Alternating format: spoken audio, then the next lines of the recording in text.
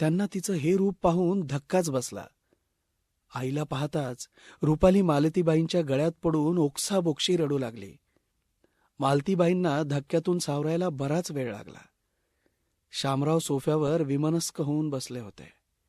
काही वेळ कुणीच कुणाशी बोलला नाही. शेवटी स्वतःला सावरत शामराव मालतीबाईंना बाजूला घेत म्हणाले, मालती, बस झालं आता रडणं. रुपाली शरीराने आणि मनाने खूप थकली आहे. तिला जरा फ्रेश होऊ दे. तू जेवली नसशीलच. पोरही उपाशीच आहे केव्हाची. आधी जेवण करून घेऊ, बाकी नंतर बोलू. असं म्हणून त्यांनी वातावरण शांत केलं. मालतीबाईंनी लगेच तिघांची पानं वाढली. जेवतानाही कोणीही कुणाशी एक शब्दही बोलला नाही. 2 घास पोटात टाकून रुपाली आतल्या रूममध्ये निघून गेली. रुपाली रूममध्ये गेल्यावर शामराव मालतीबाईंना म्हणाले, खूप दुखावली आहे. मनाने खचली आहे पोर. काही दिवस काही विचारू नको. जरा शांत होऊ दे. आपल्या आधाराची खूप गरज आहे ग तिला. 3-4 तासांच्या प्रवासात एक शब्दही बोलली नाही. थोडं बरं वाटलं तिला की सांगेल सगळं. रुपाली आल्याची बातमी वाऱ्यासारखी सगळीकडे पसरली. पण ती कुठे होती, तिच्यासोबत काय झालं हे अजून कुणालाच कळत नव्हतं. त्यामुळे जो तो तर्कवितर्क लावून आपापसात चर्चा करत होता. ती येऊन 8 दिवस झाले. अजूनपर्यंत ती काहीही बोलली नव्हती. एक दिवस रात्रीची जेवणं झाल्यावर ती म्हणाली, बाबा, तुम्ही आजही माझे मित्र आहात. शामराव म्हणाले, हो बेटा, तुझा मित्र तुझ्यासोबत आजही आहे आणि उद्या सुद्धा असेल. रुपाली बोलू लागली, मला माफ करा. मी चुकले.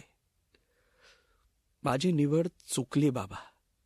भावनेच्या भरात, प्रेमाच्या मोहजालात मी नको ती चूक करून बसले. तुम्हाला अंधारात ठेवून कल्पेश सोबत लग्न केलं. तुम्ही मला आधीच कल्पना दिली होती, हा मुलगा बरोबर नाही, तुझ्या लायक नाही. पण प्रेमात मी इतकी बुडाले होते की कल्पेशशिवाय मला दुसरं काहीच दिसत नव्हतं. तो माझ्यावर स्वतःपेक्षा जास्त प्रेम करतो असं वाटायचं मला. त्याचं राहणीमान, त्याची स्टाईल, त्याचं प्रभावी बोलणं, अशा कितीतरी गोष्टींची मला भुरळ पडली होती. मी कधी त्याच्या प्रेमात पडले माझं मलाच लक्षात आलं नाही. तुम्ही मला खूपदा विचारलं की तू कुणाच्या प्रेमात पडली आहेस का. तुम्हाला धक्का बसेल, वाईट वाटेल म्हणून हसून सगळं सांगायचं मी टाळत होते. खरं तर मी पहिल्याच भेटीत त्याच्या अखंड प्रेमात बुडाले होते. पण मला वाटायचं, मित्र म्हणून राहत असलात तरी तुम्ही थोडे जुन्या विचारांचे. हे आमच्यासारख्या मुलांचं प्रेम वगैरे तुम्ही कधी स्वीकारणार नाहीत. म्हणून मी त्याचा विषय निघाले की तो टाळायचे. तुम्ही मला खूप स्वातंत्र्य दिलं, माझ्यावर खूप विश्वास ठेवलात. एक मित्र म्हणून तुम्ही मला योग्य अयोग्य सगळे रस्ते दाखवलेत. पण माणूस ओळखण्यात कसं काय चुकले मी, माझं मलाच समजत नाही. सुरुवातीला मला कल्पेश हुशार, समजूतदार वाटायचा. त्याच्या दिसण्यावर, त्याच्या स्टाईलवर मी खूप भाळले. त्याच्या वाईट सवयी माहिती असून सुद्धा मी प्रेमापोटी त्या सगळ्या स्वीकारल्या.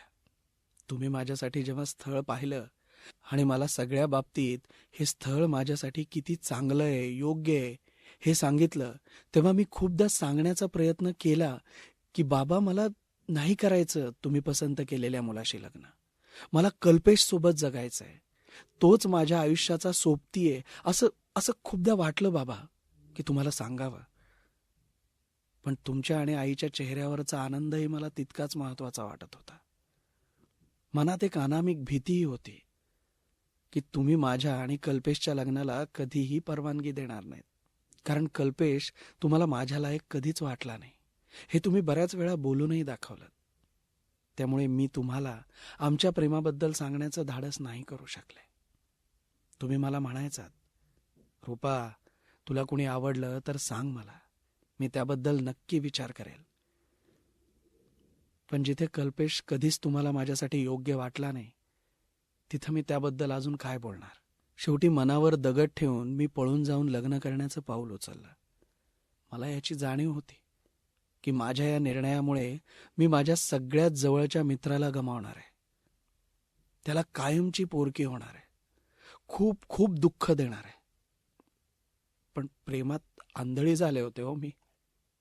मला माफ करा बाबा, मला माफ करा. खूप छळलंय मी तुम्हाला. मला माफ करा. असं म्हणून ती त्यांच्या गळ्यात पडून रडू लागली. शामराव म्हणाले, बेटा, जे झालं ते विसरण्याचा प्रयत्न कर. पण मला तुझ्यासारख्या प्रेमवेड्या वीरांना एक सांगायचंय. सांगा बाबा, सांगा. मला एक खूप ऐकायचंय तुम्हाला. शामराव बोलू लागले, हे बघ बेटा, आमची पिढी जुन्या विचारांची. माझ्यासारख्या असंख्य बाबांची काळजी म्हणजे त्यांची मुलगी. प्रेम कोण करत नाही हा? प्रत्येक जण प्रेम करतो. सगळेच प्रेमात पडतात.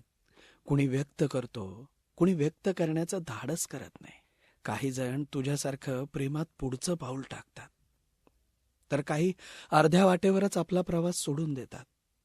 आम्ही पण प्रेम केलं नाही असं नाही, पण आमच्या पिढीवर धाक असायचा संस्कार, नीती अनिती यासारख्या विचारांचा. त्यात काही जणांनी धाडसही केलं, त्यात ते यशस्वीही झाले. पण याचा अर्थ असा नाही की माझ्यासारखे अनेक बाप जुन्या रूढी, परंपरा तसंच विचारांमुळे तुमच्या विरोधात उभेत.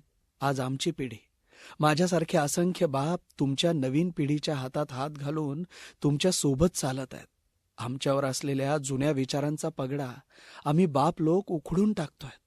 नवे विचार, नवीन पद्धती यांचा आम्ही आमच्या मुलांसाठी स्वीकार करतोय. तुमच्या नवीन विचारांचा आदर करतोय. तुम्हाला योग्य मार्ग दाखवण्याचा प्रयत्न करतोय. पण तुमचा वेग खूप जास्त आहे बेटा. तुम्ही लोक इतक्या वेगाने धावतायत की आमचं ऐकायला, आमच्याशी मोकळेपणाने बोलायला तुमच्या पिढीला वेळ नाही का? वयोमानानुसार तुमच्यासारखं धावणं आम्हाला शक्य होत नाही. पण तरीही ही तारेवरची कसरत, ही सर्कस आम्ही पेलवण्याचा प्रयत्न करतोय. त्यात तुम्हाला गाठणं आमच्या पिढीला शक्य होत नाही. प्रचंड वेगामुळे तुमचं नियंत्रण सुटतं आणि असे अपघात होतात. तेव्हा आम्हाला किती त्रास होत असेल याचा काही विचार बाळा. बेटा, तुमचं हे दिखाव्यामागचं धावणं म्हणजे प्रेम का ग? तुमच्या पिढीचं प्रेम कशावर असतं माहितीये? पैसा, बंगला, गाडी, बँक बॅलन्स, तसंच दिसण्यावर, स्टाईलवर, अंगात घातलेल्या महागड्या कपड्यांवर, जोरात गाडी चालवण्यावर, सेल्फीत घेतलेल्या चुंबनांवर, फेसबुक, इन्स्टा यासारख्या अनेक सोशल मीडियावर पोस्ट केलेल्या फोटोंवर, एका दिवसासाठी स्टेटसवर ठेवलेल्या तुमच्या पिकवर आणि सगळ्यात महत्वाचं म्हणजे शारीरिक सुखावर. हो ना बेटा? हेच नाही, अशा अनेक गोष्टींवर आजची तरुणाई प्रेम करते. याच मोहजालात पडून खरं प्रेम काय हेच तुम्हाला आजपर्यंत शोधता आलेलं नाही. बेटा, माझ्यासारख्या सगळ्याच बापांना वाटत असतं की आपल्या राजकन्येसाठी तिला साजेसा, सुंदर, तिला समजून घेणारा राजकुमार मिळावा. दोघांचा जोडा राजा राणीसारखा असावा. आजकाल आम्ही बाप आधी तुमच्या विचारांचा आदर करतो. तुम्हाला कोणी असा एखादा राजकुमार पसंत आहे का याचा अंदाज घेतो. तुमची निवड योग्य आहे की नाही हे बघत असतो. फक्त आम्ही बाप लोक बोलून दाखवत नाहीत. आजची पिढी या भौतिक सुखात वाहवत चालली की मग माझ्यासारखे असंख्य बाप आपल्या राजकुमारीसाठी स्थळं बघू लागतात. तेही तुमची आवड निवड, एकमेकांचे संस्कार, कर्तृत्व, समजदारपणा या गोष्टी दोघांमध्ये आहेत की नाही हे बघून. तुम्ही हो मला पसंत आहे स्थळ असं जोपर्यंत खात्रीने म्हणत नाहीत तोपर्यंत आम्हीही कुठलीच घाई करत नाही. आमच्या जुन्या पिढीने आता तुमचं आयुष्य तुमच्यावर सोडलंय, म्हणून तुम्ही जिथे चुकताय तिथे सांगण्याचाही हक्क नाहीये का ग आमचा? बेटा, आयुष्याचा जोडीदार म्हणजे शोभेची वस्तू नाही ना, जी की कशी दिसते, किती छान आहे म्हणून निवडावी. सुंदरता ही दिसण्यात, स्टाईलमध्ये नसावी. सुंदरता ही मनात असावी. सुंदरता ही एकमेकांना समजून घेण्यात असावी. जोडीदार म्हणजे काही दिवस वापरून फेकून देण्याची गोष्ट नाही. जोडीदार म्हणजे आयुष्यभराची सोबत आहे. सगळ्यात महत्वाचं म्हणजे मायबापानंतर आपल्या भावना, प्रेम, राग, द्वेष, इच्छा हे सर्व जपणारी, आपले गुण अवगुण ओळखून आपल्यासोबत कायम राहणारी, आपल्याला सहन करणारी आपली हक्काची व्यक्ती असते जोडीदार. विश्वास तुटला तरी मायेने जवळ घेणारी, समजून सांगणारी व्यक्ती असते. ती प्रियकर असते, प्रेयसी असते, एक मित्र असते, एक मैत्रीण असते. हे तुम्हा आजच्या पिढीला का समजत नाहीये? प्रेम करण्याआधी एकदा समजून तर घ्या की प्रेम असतं काय. आमच्या मित्रांपैकी एक जण नेहमी सांगत असतो, प्रेम म्हणजे अंधारातही आपल्या कायम सोबत असणारी आपली सावली असते. कडाक्याच्या उन्हाळ्यात आलेली मंदगार अशी झुळूक असते. मनावर आघात झाला तर एकाच डोळ्यातून अश्रू वाहत नाहीत ना, दोन्ही डोळ्यातून वाहतात. कधी न सोडणारी साथ म्हणजे प्रेम असतं. एक जबाबदारी, एक आधार, एक विश्वास जो मोडला तरी आपल्याला सावरणारी अशी एक अनामिक शक्ती असतं प्रेम.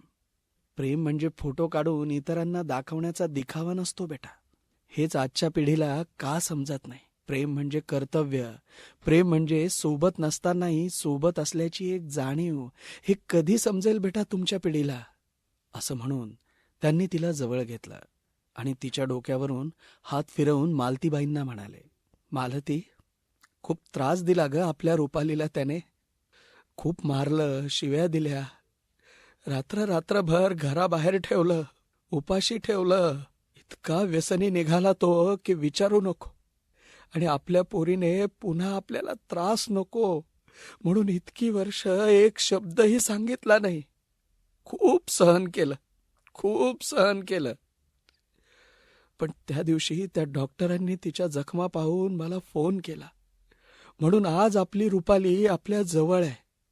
नाहीतर काय झालं असतं देवाला माहिती. तो डॉक्टर देव होऊन धावत आला आपल्यासाठी. आणि रुपाली, आता जे झालं ते झालं. त्यातून बाहेर पडण्याचा प्रयत्न कर बेटा. आम्ही कायम तुझ्या सोबत आहोत. तुला योग्य वाटेल तो निर्णय घे.